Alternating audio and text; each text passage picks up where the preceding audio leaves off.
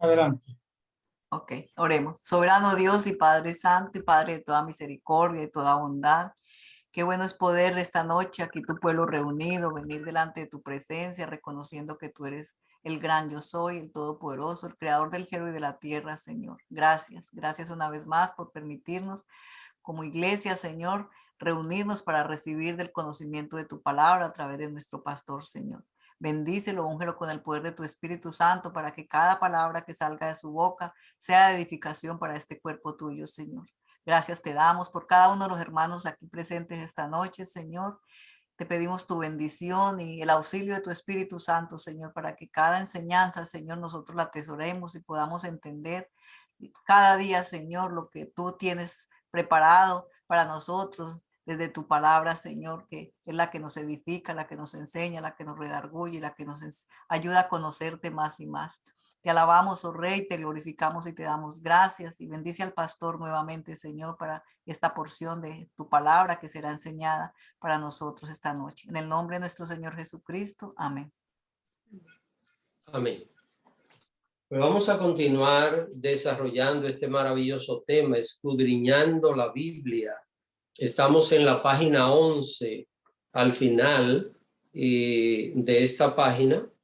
Recuerden que la semana pasada nosotros estábamos hablando de la primera de dos herramientas que son imprescindibles para toda persona que quiere escudriñar bien la palabra de Dios. Esas dos herramientas son la exégesis y la hermenéutica. Ya lo sabemos, yo comparo la exégesis y la hermenéutica con el martillo y la sierra de un carpintero. Usted sabe que un carpintero que no tenga una sierra o que no tenga un martillo no podrá desarrollar bien su trabajo. Así que la exégesis ya nosotros sabemos de qué se trata. Es el significado original. ¿Qué fue lo que se dijo? ¿A quién estaba dirigida esa expresión? Así que esto es la exégesis y la hermenéutica es la interpretación de lo que ese mensaje que se le dijo a alguien significa para nosotros hoy día y cómo podemos hacer una aplicación a nuestra vida de este pasaje bíblico. Ahora, la exégesis específicamente se sustenta en el contexto. Sacar de contexto algo va a cambiar totalmente la intención original, va a cambiar el significado de lo que se ha dicho. Por esta razón es importante nosotros mantener la Biblia en su debido contexto. Ahora, cuando estamos hablando del contexto, el contexto puede ser muy variado, hay una variedad de contextos, pero para el caso nuestro solo vamos a utilizar tres, que son los principales, lo que mayormente se le da más uso, que es el contexto histórico, el contexto cultural y el contexto gramatical. Hoy vamos a ver el contexto histórico. Así que es importante que al nosotros abrir la Biblia, recuerde, si usted abre la Biblia en este momento, cualquier pasaje que usted lea será un discurso, será una narración o será una poesía. Así que son las tres formas de expresión bíblica. Ahora, cuando estamos hablando aquí de la exégesis, las tres formas de expresión bíblica necesitan una exégesis y también las tres formas de expresión bíblica necesitan probablemente el contexto histórico. ¿Qué es esto? El contexto histórico enseña el acontecimiento que produjo el pasaje bíblico. Hay ocasiones donde hubo una razón histórica del por qué se dijo eso. Así que, hermanos, cuando abrimos la Biblia, vamos a encontrar en muchísimas ocasiones que se dijo algo por una razón histórica, por un acontecimiento, por un hecho que ya pasó, que estaba pasando en el momento. Entonces, esto es lo que conocemos como el contexto histórico de un pasaje. El que estudia la Biblia debe preguntarse, y antes de yo continuar, déjenme darle una recomendación. Cuando usted estudie la Biblia, estúdiela haciendo preguntas. Usted mismo, usted misma, hágase preguntas. Por ejemplo, usted está leyendo algo en la Biblia, usted misma se hace una pregunta, usted dice, ¿pero qué significará esto? ¿Y por qué dirá esto? ¿Y por qué expresará esto? Eso le va a ayudar a profundizar en el estudio de la palabra de Dios, porque entonces, al nosotros buscar esa respuesta, vamos a ampliar nuestro conocimiento de el pasaje bíblico. Así que es importante que nosotros siempre estemos estudiando la Biblia y haciéndonos preguntas, autocuestionándonos con algunos detalles. Entonces, el que estudia la Biblia debe preguntarse por qué se dijo esto, qué estaba pasando en el momento que se dijo o qué había pasado. Así que esas tres preguntas son vitales para uno poder entender el contexto histórico. ¿Por qué se dijo esto? ¿Por qué Jesús dijo esto? ¿Qué estaba pasando cuando lo dijo? ¿O qué había pasado ya? Razón por la cual eso se dijo. Entonces, a partir de esas tres preguntas del contexto histórico, una investigación organizada va a responder cada una de estas preguntas, hermanos. Así que recuerden, al estudiar la Biblia, usted y yo debemos hacerla saboreando cada palabra. Recuerden bien esto, hermanos, no ganamos nada con leernos un libro de la Biblia sin aprender nada, sin sacar ninguna experiencia, sin poder hallar una aplicación que nos deje algo y que quede para el resto de nuestras vidas.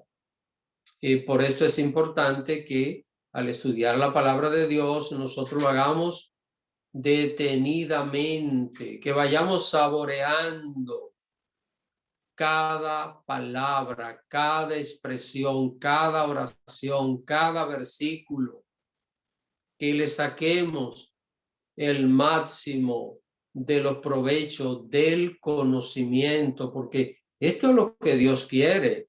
No hay una sola expresión revelada por Dios que no sea importante, que no sea interesante. Ahora, cuando nosotros queremos, y hay bastante datos en la Biblia, bastante pasaje donde podemos ver lo que es el contexto histórico, pero yo quise citar un ejemplo y es el libro de Lamentaciones de Jeremías. Yo quisiera que todos se busquen el libro de Lamentaciones de Jeremías. Está después del profeta Jeremías. Así que donde termina el profeta Jeremías, allí inicia un libro cortito, son solo 5 capítulos que nos hablan, y mire el título que tiene, Lamentaciones de Jeremías. Ahora, yo no sé cuántos de ustedes se han puesto a leer este libro.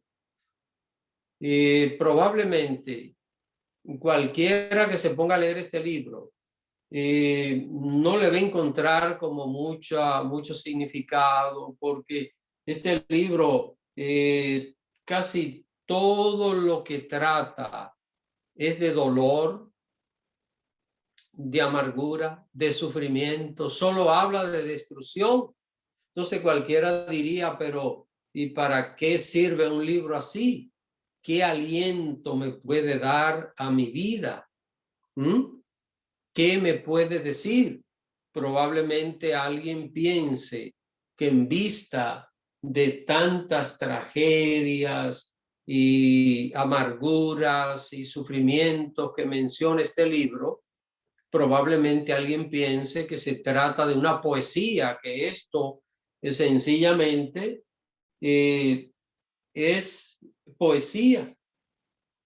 Ahora, aunque pudiera ser que en un momento determinado algunas expresiones pareciesen poéticas, este no es un libro poético. Lo que menciona Jeremías aquí fueron acontecimientos reales que ocurrieron. El profeta Jeremías aquí no está inspirado en una poesía de Dios como los salmos, como los proverbios, sino que está narrando acontecimientos que él había visto en la ciudad de Jerusalén, hermano. Esto es importante. Cuando nosotros entendemos esto, ya vamos a mirar este libro de Lamentaciones desde otro punto de vista. Vamos a comprender el porqué de tantas tragedias y tantas situaciones difíciles. Usted mira que este libro comienza con tristeza. Mire en el capítulo 1, el verso 1, cómo ha quedado sola la ciudad populosa. Esto no es algo como para producir gozo, producir alegría. No es... miren cómo termina. Vayan al capítulo 5, miren cómo termina.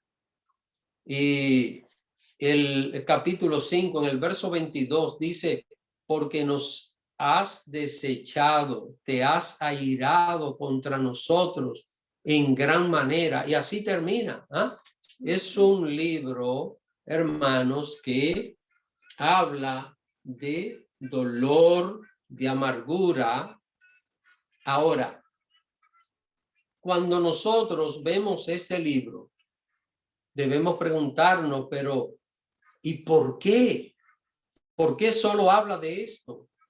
¿Qué estuvo pasando, hermanos? ¿Qué había ocurrido? ¿Qué fue lo que vio Jeremías? Yo quiero que alguien se lea, y esto es solo para citar algunas de las cosas que se mencionan aquí. Lamentaciones, capítulo 4, que alguien por favor se lea los versículos 9 y 10.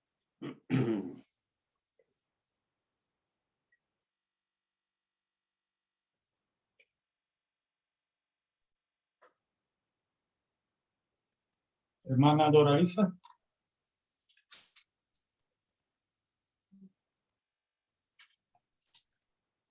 Dice así. Más dichosos fueron los muertos a espada que los muertos por el hambre, porque estos murieron poco a poco por falta de los frutos de la tierra. Las manos de mujeres piadosas cosieron a sus hijos. Sus propios hijos les sirvieron de comida en el día del quebrantamiento de la hija de mi pueblo. Miren, hermanos, yo quise resaltar, es mucho, si ustedes se ponen a leer estos versículos, van a ver allí todo lo que aconteció y que Jeremías estaba narrando aquí. Mire lo que habla el verso 9, que más dichosos en aquel acontecimiento fueron los que murieron a espada, es decir, los que murieron peleando, los mataron inmediatamente, que los que murieron por el hambre, porque Jeremías vio mucha gente que murió de hambre, de inanición, murieron por falta de comida, por falta de alimento, porque no había nada que comer o había terminado casi todo lo que había de comer en esa ciudad, en la ciudad de Jerusalén, que fue donde ocurrieron estos acontecimientos. Entonces, cuando yo leo esto, me tengo que estar preguntando, pero ¿y qué fue lo que pasó? Ven, hermanos, al mirar este libro, yo me pregunto, ¿qué pasó? ¿Qué sucedió? ¿Qué fue lo que provocó una situación así? Y si el verso 9 es fuerte, el 10 yo no tendría cómo calificarlo. Miren lo que dice aquí. ¿Usted sabe lo que es? Bueno, yo no sé si se le puede llamar madre a esas mujeres que hicieron eso, pero ¿sabe lo que es una mujer matar a su hijo para comerse? Eso, hermanos, esto no es figurado. Esto no son frases figurativas para demostrar lo difícil. Esto aconteció realmente, sucedió y pasó en la ciudad de Jerusalén. Así que es solo para que tengamos una ilustración de la situación que estaba viviendo. Si usted desea, y yo se lo recomiendo, léase este libro, léaselo como una manera de instruirse de todo lo que allí pasó, todo lo que allí sucedió. Ahora, cuando nosotros leemos este libro, ¿por qué menciona tantas cosas aterradoras? ¿De qué trata este libro? ¿Usted sabe qué es lo que hace el profeta aquí? Lo que hace el profeta es narrar la destrucción que vivió la ciudad de Jerusalén y sus habitantes. La ciudad de Jerusalén fue destruida por los enemigos y los habitantes tuvieron que pasar esta situación terrible. ¿Qué pasó, hermanos? ¿Qué pasó? Hubo un rey llamado Nabucodonosor, que fue el rey del imperio babilónico. Los babilonios invadieron Judá, el reino de Judá, y sitiaron la ciudad de Jerusalén. Ustedes saben que las ciudades antiguas eran amuralladas. Jerusalén tenía un muro bastante alto, bastante sólido. Déjenme decirles que habían ciudades que tenían unos muros tan anchos que encima del muro se podía hacer una pequeña edificación. Así que imagínense, tal vez una habitación, algo así, podía edificarse encima del muro, de lo ancho que era, lo que quiere decir que no habían tantas facilidades en aquel tiempo para derribar un muro.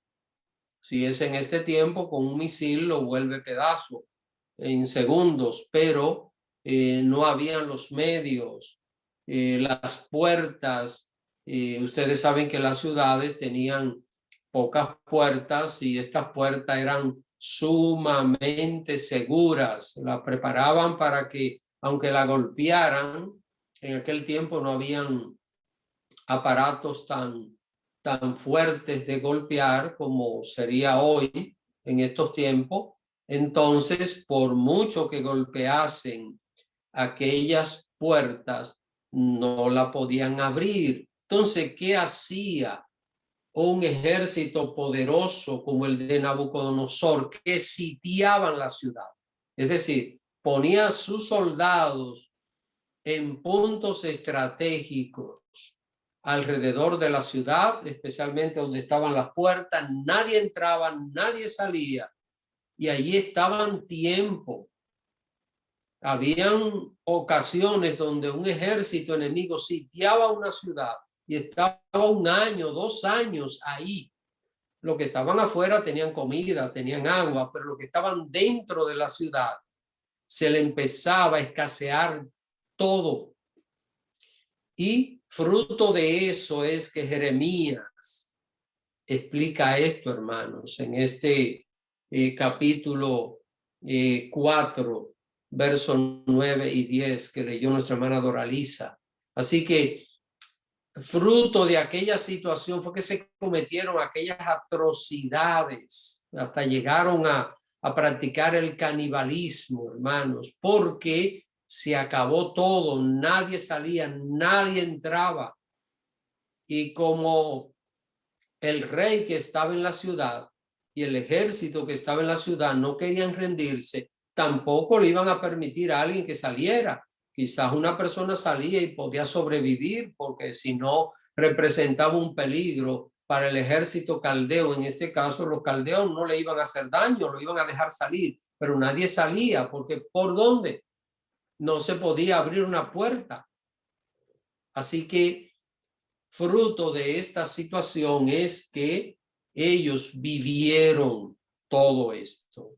Ahora, ¿cuál es el contexto histórico del libro de Lamentaciones? ¿Por qué este libro menciona tanta destrucción, tanta desolación, tanto sufrimiento y amargura? Porque narra los acontecimientos que vivieron los habitantes de Jerusalén cuando la ciudad fue sitiada, y finalmente cuando el rey de Babilonia pudo abrir un hueco en el muro, pudo entrar, porque entraron finalmente a la ciudad.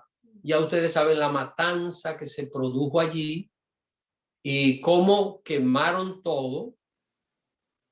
Aún el templo de Jerusalén fue quemado, lo que quiere decir que la tragedia no terminó con el hambre a que fueron sometidos al ser sitiados, sino que cuando aquel ejército entró con furia, porque los soldados estaban ya aburridos allí, desesperados, y derramaron todo su enojo, su frustración sobre aquella población que ya se encontraba indefensa. Hasta el ejército de Jerusalén se encontraba con poca defensa debido a la situación que ellos estaban viviendo. Yo quiero que nosotros veamos esto y lo que quiero es que usted entienda que esto es el contexto histórico, por qué se habla de tanta tragedia. Por lo que pasó. ¿Qué era lo que había pasado? Yo no sé si tienen alguna pregunta hasta ahora, porque quiero que vayamos a Jeremías 25. Quisiera que la hermana Carmen se lea una cita, pero primero Y vamos a ver si tienen alguna pregunta, alguna inquietud acerca de lo que he estado diciendo. Además, Doralicia. Pastor, dos preguntitas breves. Nabucodonosor no era igual que... Ay, donde se presentaba Moisés, se me fue el más famoso. O sea, nada más era uno solo. El faraón. Nabucodonosor nada más era uno solo. No era como el faraón, que eran, se llamaban faraones por generación. Ah, ok. No, Nabucodonosor fue un nombre propio. Uno solo. Faraón era un título. Y lo otro que le quiero preguntar, esto sucedió así, literalmente, lo que dice el versículo 10. Usted sabe que este es el libro que me confronta por el título.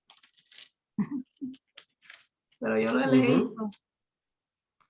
Las manos de las mujeres piadosas cosieron a sus hijos. Eso habrá sucedido así, tan crudamente. Porque Sí, pasó así. Incluso... no es un lenguaje figurado, fue así. No. Wow. No es lenguaje figurado. Y déjenme decirle que esto pasó en más de una ocasión, ¿eh? Esto no solo pasó en una sola ocasión. Hubo una época donde esto sucedió, pero la nación no fue destruida. Es decir, pasó con anterioridad este acontecimiento, pero en ese tiempo la nación no fue destruida. Pero sí, hermano, que este tipo de situaciones... Sus propios hijos le sirvieron de comida. Entonces, el corazón de esas mujeres, ¿dónde estaba? Todo está como tan cruel. A mí como que no lo proceso mentalmente. Y por eso yo decía que yo no sé si llamar madre a esas mujeres que hicieron esto, porque la verdad que una verdadera madre, pues mejor se moriría ella. Ahora, Pero Satanás ha existido, Satanás en el corazón de cualquier persona hace lo que es anormal para una persona. ok, miren, quiero que busquen, y este acontecimiento fue en otra ciudad, pero allá en Israel. Quiero que busquen, la hermana Carmen va a tener una cita, pero vamos a ver esto primero para que veamos otro ejemplo aquí. Segundo libro de Reyes, capítulo 6. Segundo libro de Reyes, capítulo 6.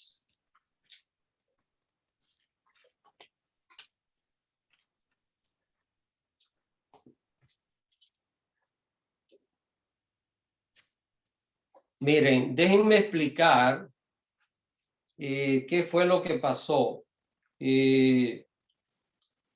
A partir del segundo libro de Reyes, capítulo 6,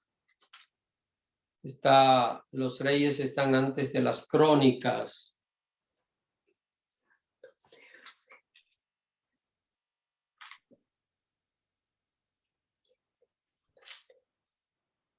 Segundo libro de Reyes, capítulo 6.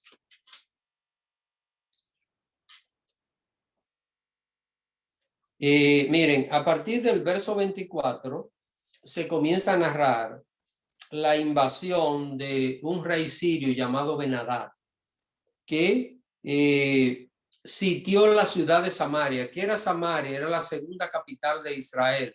Sí, la nación de Israel se dividió en dos reinos y uno de los reinos tenía capital en Jerusalén y el otro, la capital, era Samaria. Dos reinos que vivían independientes. Ahora, el rey de los sirios, llamado Ben-Hadad, invadió Samaria y sitió la ciudad. Si ustedes ven en el verso 25 dice, y hubo una gran hambre en Samaria a consecuencia de aquel sitio, es decir, de sitiarla, de rodearla, tanto que la cabeza de un asno se vendía por 80 piezas de plata y la cuarta parte de un cap de estiércol de paloma por 5 piezas de plata. Y ya ustedes saben la situación que estaban viviendo. Entonces, yo quiero que alguien se lea los versos desde el 27 hasta el 29.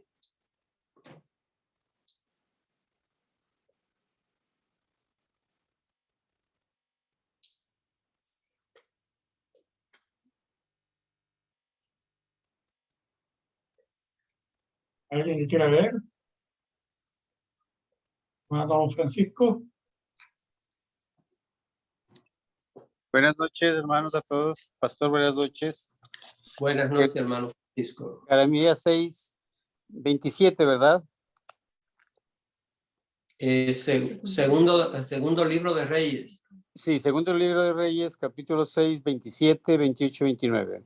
Exacto. Y él dijo, si no te salva Jehová, ¿de dónde te puedo salvar yo? ¿Del granero o del lagar? Y le dijo el rey, ¿qué tienes? Ella respondió, esta mujer me dijo, da acá tu hijo y comámoslo hoy, y mañana comeremos el mío. Uy. Cocimos pues a mi hijo y lo comimos. El día siguiente yo le dije, da acá tu hijo y comámoslo. Mas ella ha escondido a su hijo. Hermanos, esto no es un poema. Sí. Esto es algo que estuvo pasando. Y miren, esta no es la ciudad de Jerusalén, esto es Samaria. Dios en esa ocasión libró esa ciudad del rey Ben-Hadad. Dios la libró.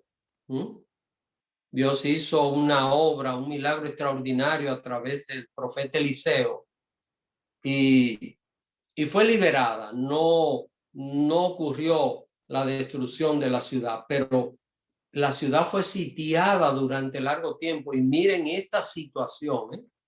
Así que el contexto histórico del por qué sucedió esto es porque la ciudad fue sitiada, rodeada completamente y vivieron esa situación. Solo quise ilustrar debido a la pregunta de nuestra hermana Doralisa acerca de que si esto era un acontecimiento real o era algo figurado. Aquí vimos esto y es un acontecimiento real, lamentablemente, hermano.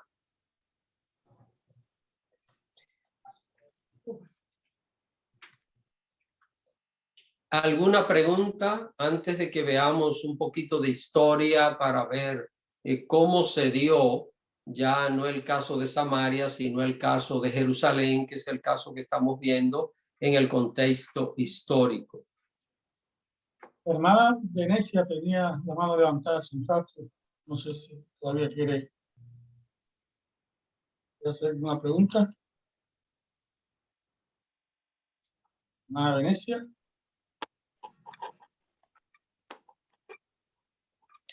Buenas noches, Dios le bendiga. Amén, hermana. Gracias, hermano Antonio. No, lo que yo le quería decir que fueron los reinos de Judá y Benjamín, fueron llevados cautivos, ¿verdad que sí, hermano? Es decir, hubo un tiempo, y eso pasó después que Salomón terminó el reinado, que la nación se dividió en dos reinos. Reino del norte, que estaba compuesto por 10 tribus. Las tribus, quise decir. Sí, 10 tribus, y ese reino tenía como capital la ciudad de Samaria. Samaria, sí. Y el otro reino era el reino del sur, que estaba compuesto por 2 tribus, la tribu de Benjamín y la tribu de Judá, que es de donde vienen los judíos. Los modernos judíos vienen de esas 2 tribus, no de las otras 10. Entonces, y se mantuvieron como reinos independientes. El reino del sur tenía y todavía pues capital la ciudad de Jerusalén, que es la ciudad sobre la cual Jeremías narra todas aquellas tragedias que ocurrieron. Correcto. Gracias, hermano. Hermana Mireya.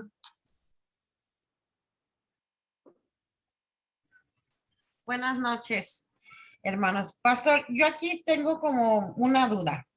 En Lamentaciones, en el capítulo 4:9, en el 10, donde dice, las manos de las mujeres piadosas cosieron a sus hijos.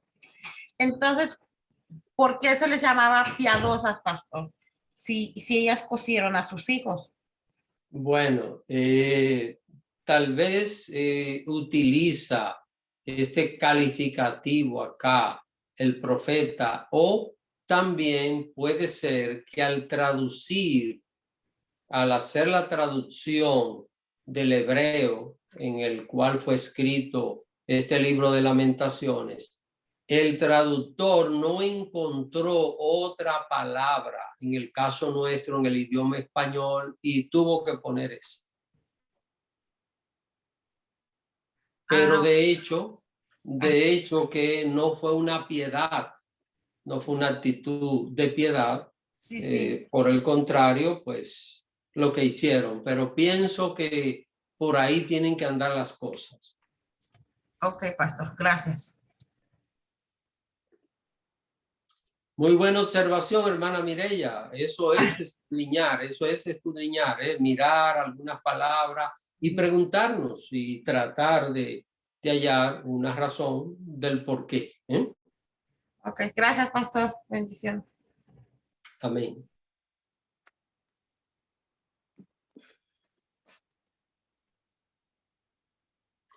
¿Alguna otra pregunta?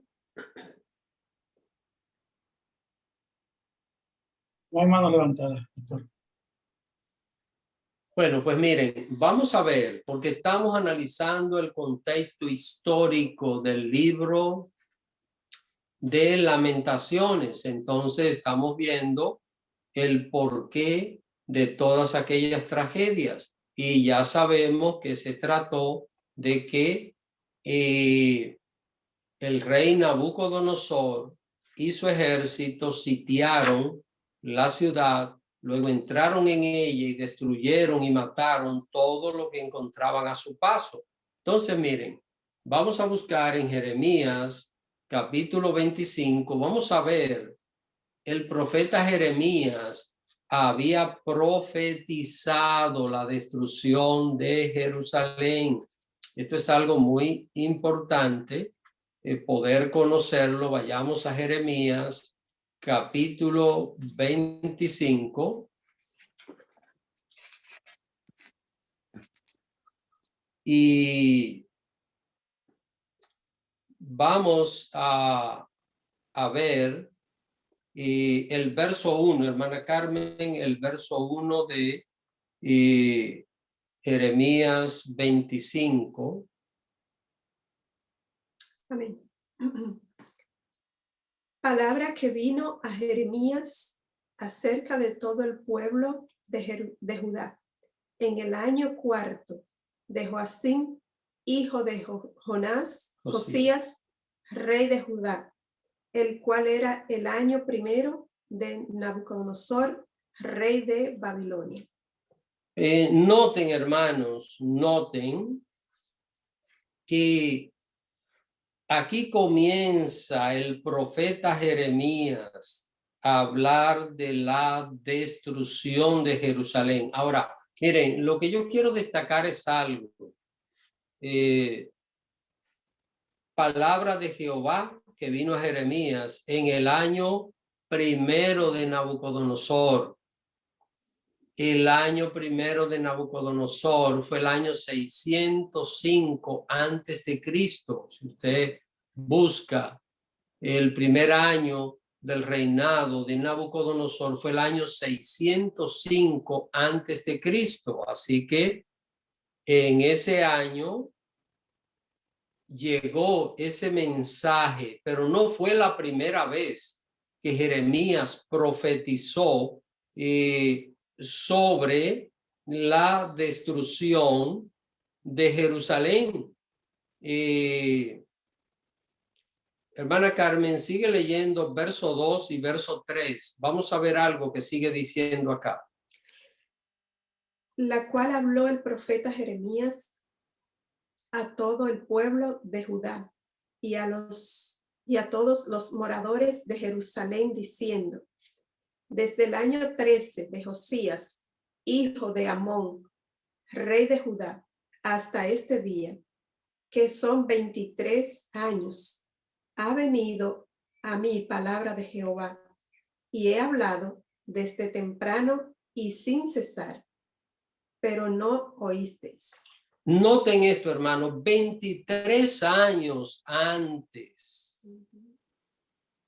de el primer año de Nabucodonosor, ya Jeremías venía hablando, profetizando de lo que iba a suceder, lo que iba a pasar allí, lo que iba a acontecer,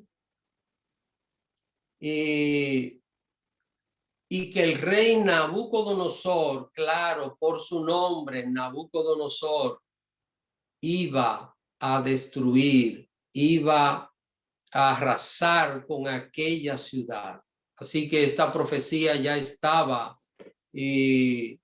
dicha, y repito, esta profecía fue en el año primero de Nabucodonosor, que fue el año 605 antes de Cristo, pero ya Jeremías venía desde el año 628 antes de Cristo, venía hablando de aquella destrucción que venía a la ciudad de Jerusalén. Estamos hablando de 28 años profetizando, y no se veía todavía el cumplimiento.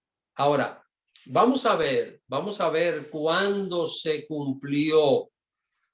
Quiero que alguien se busque el capítulo 39 para que veamos el cumplimiento de esta profecía. Jeremías, capítulo 39.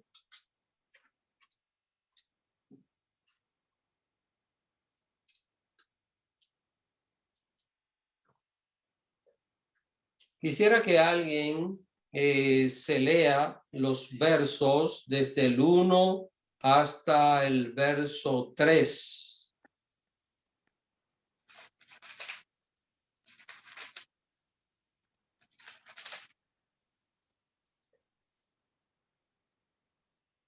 Hermana Magnolia.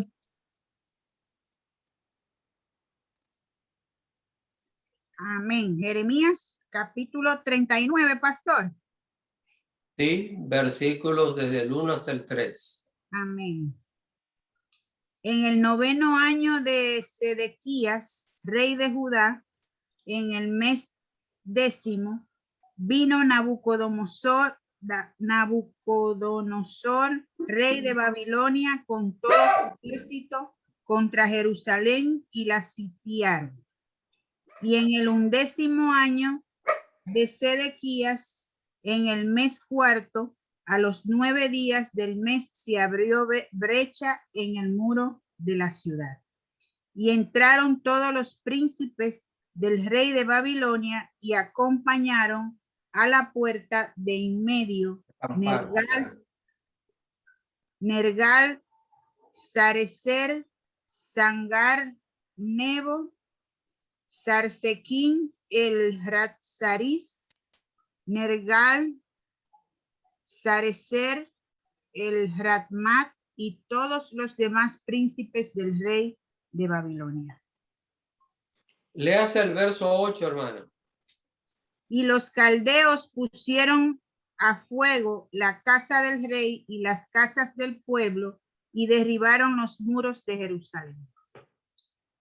Así que, hermanos, aquí estamos viendo, miren, quiero que usted vea conmigo un detalle en el verso 1. en el año 9 de Sedequías, la ciudad de Jerusalén fue sitiada. Y en el año 11 dice que se abrió una brecha en el muro de la ciudad. Si usted hace un cálculo, el año 9 al año 11 pasan 2 años, lo que quiere decir que la ciudad estuvo sitiada 2 años, y durante esos 2 años fue que pasaron todas esas tragedias, esa escasez, donde practicaron el canibalismo y de la peor manera.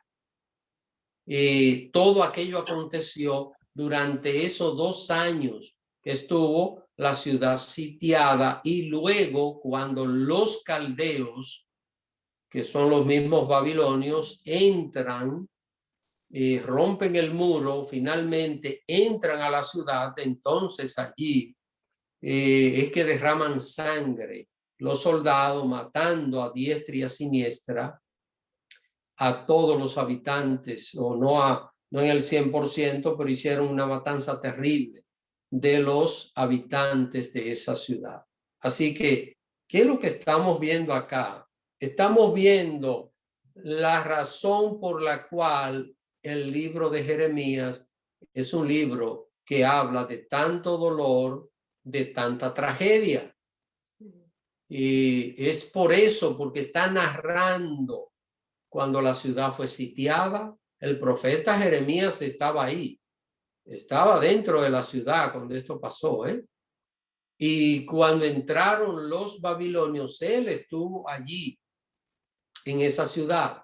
A él no le pasó nada, a él no le hicieron daño. Por el contrario, el rey Nabucodonosor lo mandó a cuidar, porque ya conocía al profeta Jeremías, ya sabía de la profecía que Dios le había dado a Jeremías acerca de él.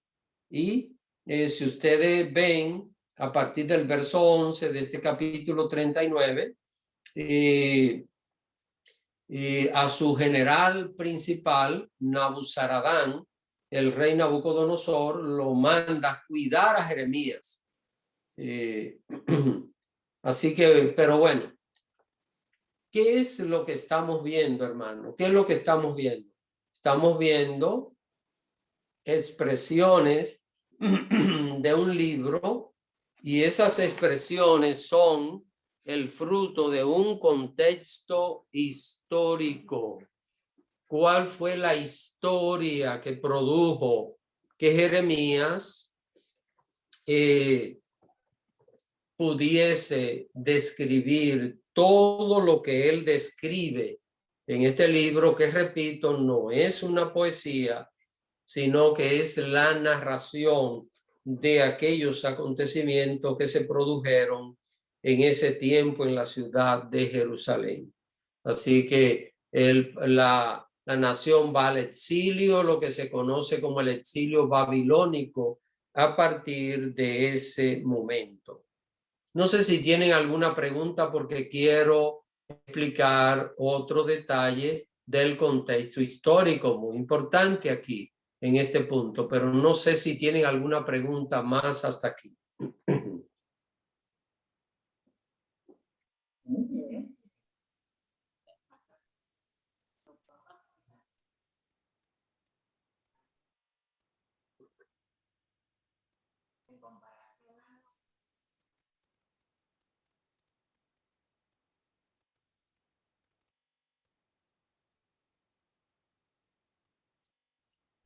Ahora, ¿escuchan ahí?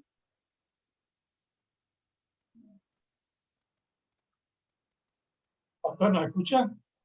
Sí, sí. ¿Escuchó mi pregunta, pastor? No, hermana Enid. ¿No? No. Era más maduro. Que supongo que en el Antiguo Testamento encontramos más contexto histórico en comparación al Nuevo Testamento. Digamos que al ser más voluminoso el Antiguo Testamento comparativamente, sí. Por la cantidad de libros. Sí, porque estamos hablando de 39 libros, y cuando nosotros miramos, por ejemplo, el número de páginas que tiene el Antiguo Testamento, estamos viendo que casi llegan a las 900 páginas. Déjenme ver. Estamos hablando de, bueno, en mi Biblia, 875 páginas, 874, mientras que el Nuevo Testamento lo que tiene son unas 300 y pico de páginas. Déjenme ver. O sea que en ese sentido, por lo voluminoso del Antiguo Testamento, entonces vamos a encontrar, sí, 1157 tiene esta versión. Es decir, que estamos hablando de unas 300 y tantas páginas, a diferencia del Antiguo, que son 874 páginas.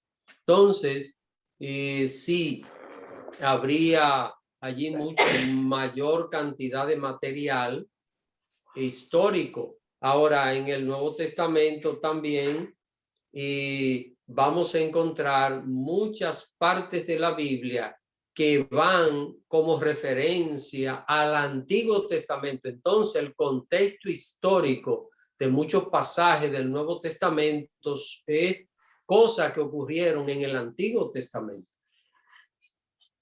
Por eso es mi pregunta, porque en el Nuevo Testamento está más la vida de Jesús, de su discípulo. Casi no se está escuchando, hermano. Sí, me refiero que tal vez encontremos más en el Antiguo Testamento, pienso yo, no tanto por el volumen de libros, sino por la naturaleza misma de lo que habla cada grupo de libros, el Antiguo versus el Nuevo Testamento. Sí, hermana. Lo que pasa es que si ustedes notan, en la mayor parte del Nuevo Testamento se hace referencia al Antiguo Testamento. Entonces, la base histórica del Nuevo Testamento es el Antiguo Testamento. Salvo algunas enseñanzas, por ejemplo, las cartas de Pablo, la enseñanza doctrinal de la iglesia, no vamos a encontrar ahí tantas referencias en el Antiguo Testamento porque es una revelación nueva, pero aún en las cartas del apóstol Pablo y las cartas universales que aparecen en la Biblia, vamos a encontrar que están basadas en el contexto histórico del Antiguo Testamento. Gracias, pastor. Yo tengo ahora, yo quiero tenerlo bien claro. Yo entiendo que dependiendo del tipo de libro, es más, puede que uno de los tres contextos sea más crítico para interpretarlo correctamente. Pero todo libro tiene los tres contextos. Sí. Para uno es más crítico el otro contexto para poder entender bien a qué se refiere. Sí, muy cierto, hermano Antonio. No hay un solo libro de la Biblia que no tenga los tres contextos que aquí estamos tocando, ¿eh? Así que no es posible que no los tengan. Todos lo van a tener. ¿Alguna pregunta, hermanos? ¿Preguntas? ¿No hay preguntas, doctor? Entonces, miren, probablemente si nosotros dejamos el asunto hasta aquí, ya sabemos bien el desastre que hubo, cómo los babilonios invadieron la ciudad de Jerusalén, cómo destruyeron todo, lo que pasaron los habitantes de Jerusalén a causa de aquella guerra. Todo aquello, mis hermanos, nos puede traer a nosotros una pregunta a nuestra mente: ¿por qué Dios permitió que su pueblo pasara esta situación? Y esto le puede surgir a cualquiera, pero el contexto histórico nos va a explicar el por qué aquello sucedió, por qué aquello pasó. Bueno, miren, también es importante, estoy leyendo acá al final de la página 12, el último párrafo, también es importante conocer que todo esto le ocurrió a Israel después de vivir casi 900 años de rebeldía contra los mandatos de Dios, porque desconocer ese otro hecho histórico puede llevar al lector a pensar que Dios le falló a su pueblo escogido.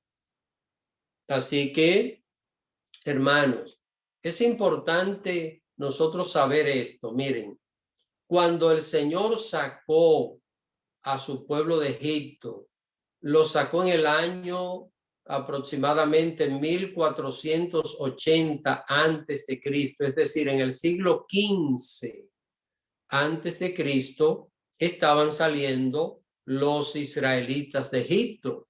Dios le dio la tierra prometida. Sabemos bien que ellos conquistaron todo aquel territorio por promesa de Dios, se establecieron en aquel lugar. Dios les dio sus leyes para que aquel pueblo obedeciera los mandatos del Señor. Pero ¿qué hizo Israel? ¿Qué hizo la nación? Nunca obedeció. Si ustedes se ponen a observar y hacer un resumen de la historia de Israel, las diferentes etapas, miren, cuando salieron de Egipto, ustedes saben por qué duraron 40 años dando vuelta en el desierto, porque pecaron contra Dios, blasfemaron y Dios les dijo, van a estar 40 años en el desierto. Cuando entraron a la tierra prometida, que tomaron aquella tierra de abundancia, una tierra que la Biblia dice que producía leche y miel en sentido de la productividad. ¿Y qué hicieron ellos? ¿Qué hicieron? Que abandonaron a Dios, abandonaban al Señor y se dedicaban a adorar ídolos. Eso era lo que ellos hacían. Estaban sirviendo a Dios un tiempo y cuando les parecía, pues se olvidaban de Dios y empezaban a adorar ídolos. Dios teniendo misericordia de ellos. Pero, ¿qué pasó? Terminó el periodo de los jueces, un periodo bastante terrible y crítico espiritualmente. Entonces llegó la monarquía. Cuando comenzó la monarquía, el primer rey Saúl, después David, así sucesivamente, la nación siguió rebelde contra Dios.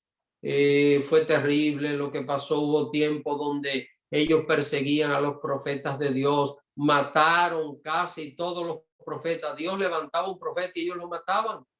Jeremías no lo mataron, pero Jeremías estuvieron a punto de matarlo. Incluso Jeremías estuvo preso en el patio de la cárcel y lo metieron en una cisterna, y dice la Biblia que Jeremías estaba hundido hasta la cintura en el lodo de una cisterna, preso. ¿Por qué? Porque Jeremías le estaba predicando el mensaje de Dios y ellos no querían obedecer el mensaje de Dios.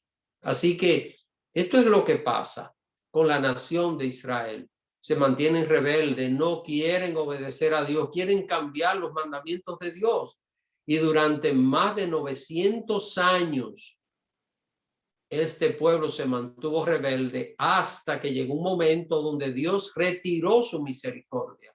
Déjenme decirle, hermanos, que, y esto debe traer un mensaje para nosotros, Dios puede pasar por alto que estemos un tiempo en desobediencia. Dios puede pasar por alto que nosotros hayamos cometido una falla grave, leve, lo que sea, pero no vivir cometiendo ese tipo de cosas, no seguir practicando ese tipo de cosas, porque va a llegar un momento donde Dios va a retirar su misericordia. Y aunque Él nos ama, aunque somos su pueblo, Dios va a permitir que venga la tragedia a nuestra vida porque no hemos querido obedecer los mandatos del Señor. Entonces, aquí está la parte histórica que debemos entender por qué Dios permitió que su pueblo, el pueblo especial, su pueblo de Israel, pasar estas cosas, porque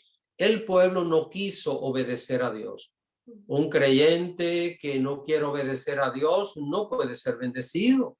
Dios puede tener misericordia, pero hay un momento donde esa misericordia Dios la termina y viene el juicio, viene el juicio a ocupar el lugar de la misericordia de Dios. Así que esta es la razón histórica del por qué Dios permitió esto. La razón histórica de por qué Jeremías narra todo lo que dice Lamentaciones es porque la ciudad fue sitiada y fue tomada por los enemigos que destruyeron y le hicieron daño de una manera terrible a este país, a esta nación. Así que, y quiero concluir con esta última frase que aparecen acá al final de la página 12. Luego de esto, si ustedes tienen preguntas, pues es el tiempo para hacerlo. No quise que tuviésemos otro contexto hoy. La próxima semana vamos a ver el cultural para que así vayamos entendiendo esto con mayor claridad. No todos los pasajes bíblicos tienen un contexto histórico, es decir, no todos, pero sí muchos los tienen. Entonces es necesario investigar su historia para entenderlo mejor. Cuando usted abra la Biblia, usted va a encontrar discurso, va a encontrar narrativa o va a encontrar poesía. Ahora, después de esto, usted va a decir, ¿por qué dirá esto la Biblia? ¿Qué sucedió? ¿Qué pasó?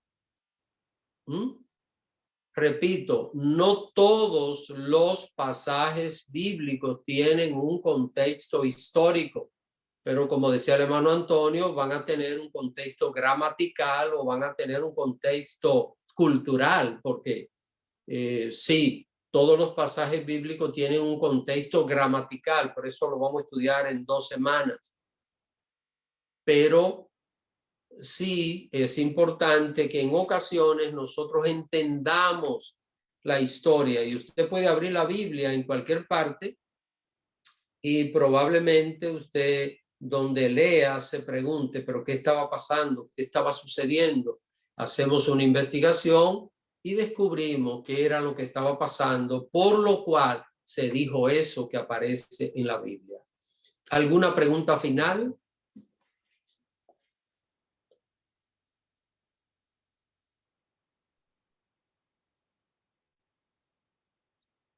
Veo manos levantadas, pastor.